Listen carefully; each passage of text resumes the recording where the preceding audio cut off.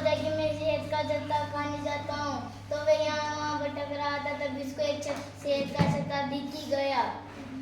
फिर वह उछलने लगा, कूदने लगा, लेकिन उसे शहद का छत्ता नहीं मिला। मधुमक्खियों ने उसे देख लिया और मधुमक्खियाँ उसे काटने लगी। फिर सियार रोते रोते भालू के घर गया। भालू को ऐसे बोला, भालू भाई मैं यहाँ रह सकता हूँ क्या? क्यों नहीं सियार भाई? फिर वे कुछ दिन के लिए वही रहता है। तो फिर उसे कुछ दिन के लिए मांस ऐसे खाता रहता है, लेकिन उसको शहद का छत्ता खाना था। तो एक दिन उसने भालू को कहा कि मैं शहद का छत्ता खाना चाहता हूँ। तो उसे मैं अभी लेके आता हूँ सियार भाई। तो फिर वह जाता है और लेके आता है शहद का छत्ता, दो तोड़ के लिए आता है।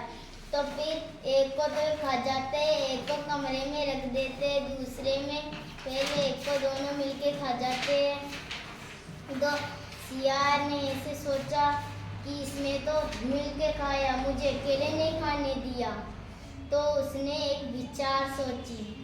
उसने अपनी पूंछ से दरवाजे पे मारी। तो उसने भालू ने कहा, कौन आया? मेरे पड़ोसी के बच्चा हुआ है, इसीलिए मुझे बुला रहे। ठीक है, जाओ यार पास। फिर वे थोड़ा सा मधुमक्खी का शहद का छत्ता खा के वापिस उस कमरे में आ जाता है और फिर वे ऐसे वापिस चल जाता है भालू के पास। फिर ऐसे पैर से वे पूंछ से मारता है और भालू ऐसे पूछता है, कौन आया? मेरे पड़ोसी की बच्ची हुई है, मुझे जाना होगा। ठीक है, जाओ सियार भाई। वे जाता है और पूरा शहद का छत्ता चट कर जाता है, फिर वापिस आ जाता है। फिर भालू ऐसे बोलता है उसको कि मैं अभी जाके कमरे से शहद का छत्ता लेके आता हूँ। वे जाता है तो उस सियार को बहुत डर लगता है कि मुझे भालू खा जाएगा, मुझे जल्दी भागना पड़ेगा। फिर वहाँ से वे भाग जाता है। तो फिर भालू आता है, वापस जाता है कमरे में, देखता है कि कुछ नहीं है।